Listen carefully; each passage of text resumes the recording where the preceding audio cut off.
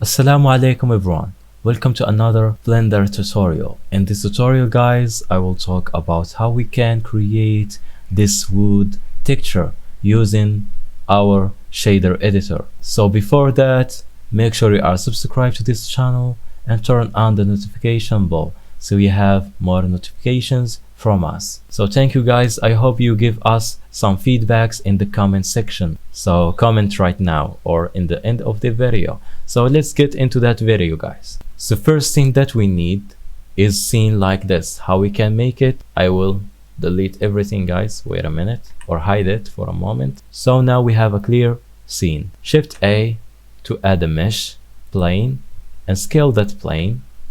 We need now the stairs so we can apply our wood texture. Shift A and add cube. Go to the front view using just the number 1 in the numpad. Press number 1 in the numpad to go to the front view and scale that cube in the Z axis like this and move it up and scale it in the X axis a bit and duplicate it using just Alt D so it's less intensive in our CPU and move it like this and press Shift R to create a lot of stairs like this. 6 is enough for me. Now let's go to the material preview holding just Z and go to the material preview. So it's fully white. We can add material to our plane. Select the plane and go to the material properties and create new material. So give it a black color with a blue tint like this. It's like so. And now we can make the roughness for this plane 0.257 like this. It's reflective and in the same time not that reflective. And also don't forget to set up your render properties. I am using Eevee for this render and make sure to turn on ambient occlusion so we have this really cool shadows underneath these objects. It's cool. You can see before and after. It's cool. And turn on the bloom because I will use some lights in these edges, so it's still really cool. And turn on the screen space reflection so we have a lot of reflections. These reflections add more depth in our final render. So and go also to the shadows properties and make the cube size in 2K or 4K. It's up to you guys and up to your specification. So now select this cube and go to shading workspace. Now create a new material.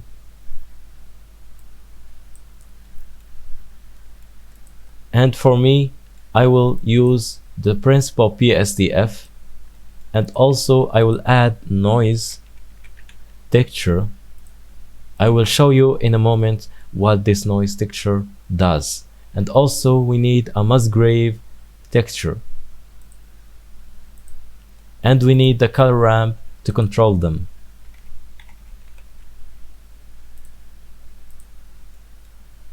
So now connect the height into the vector of the noise texture and the color into the factor of that color ramp. And we need to plug this color into the base color and also in the subsurface color. Now we have this kind of shapes. It's cool, but there is no colors. In your color ramp, just swap these colors like this. Select that white color and make it orange like this.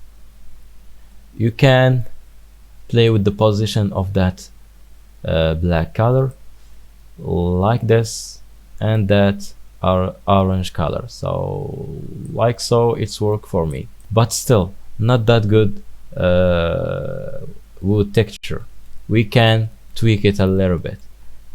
So in that noise texture, make the details up to 15 and also in the Musgrave texture, details up to 15.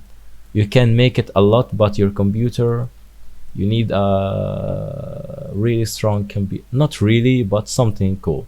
Okay, select your Musgrave texture and press Ctrl T to add mapping and texture coordinate.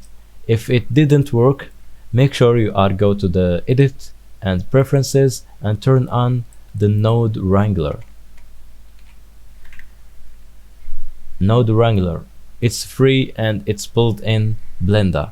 Just check this box and save your preferences and go back to your shading. So now I will use the object coordinate into that vector, but you can also use the UV because we are using just a cube and the cube is already unwrapped for us. If we go to UV editor, this one, and select our cube and press tab, we can see it's unwrapped. So anyways, you can use UV or object, it's up to you. So anyways, I will just use object coordinate. The real wood in the real life, it's stretched, you know, not like this. If we play with the scale in the mapping node, the x-axis scale and the y-axis scale, we will get something like this. Cool. We can play around with the Musgrave scale, so we have more and more details like this.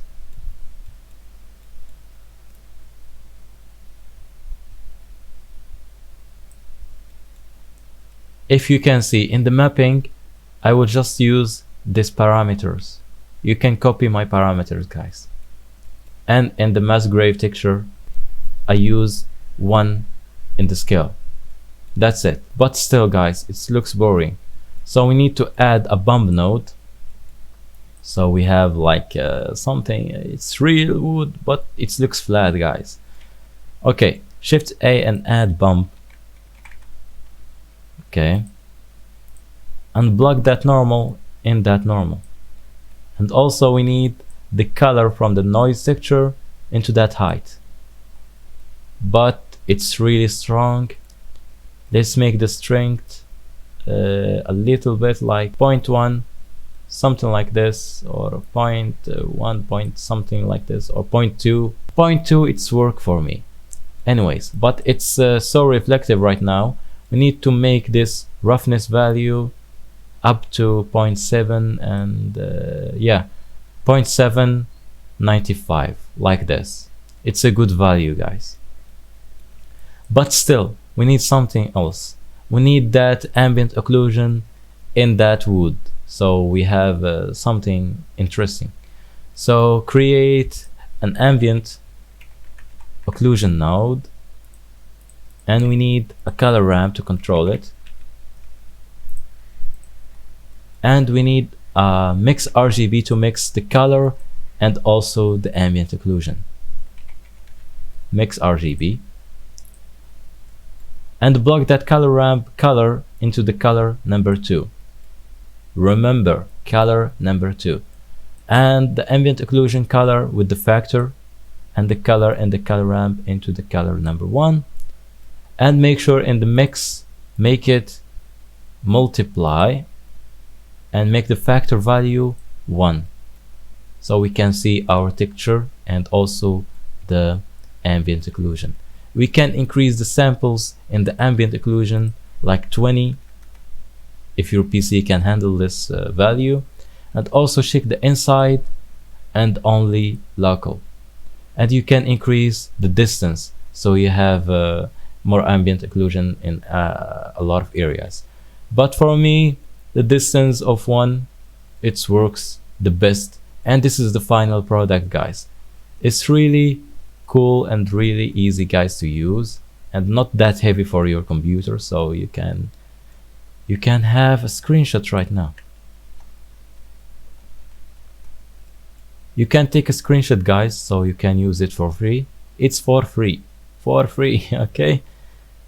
Okay, let's go back to the layout to set up our camera and lights. So Shift A and add a camera, and take a position like this, and press Ctrl Alt 0 like so. Select your camera. Where is our camera? Oh no, I forgot. Where is our camera? Select our camera. I I use the old camera from the old setup. Okay, select your camera like this and Control Alt 0 to use your camera, but this angle is a little bit boring. Go to the camera properties and make sure you are in autographic. Make the type autographic, so you have something like this, but you need to position your camera in a weird, okay, like this guys. It's working really fine. You can make the scale of the autographic bigger like this. Okay, but still not that good. We need to turn on the depth of field and use a really helpful add-on. It's called Real Camera. It's a free add-on guys, use it. It's really helpful. You can make something cool. Just turn it on and play with aperture. Aperture is like the f-stop here. You can use this manually using just the depth of field, but for me I use this Real Camera. It's really helpful. You have this focus point. You can play with this value until you get something, and also the f-stop or aperture, so you have less blurriness like this. And also for a natural lighting, make sure to go to here and in the create tab create a new dynamic sky.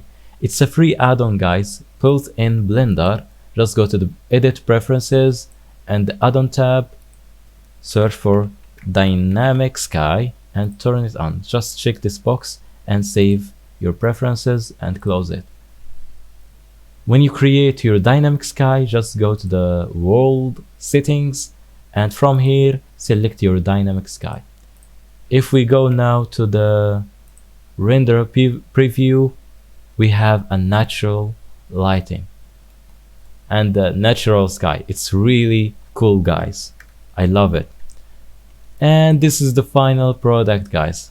I hope that tutorial helped you to learn more about Blender, and yeah, that's it guys.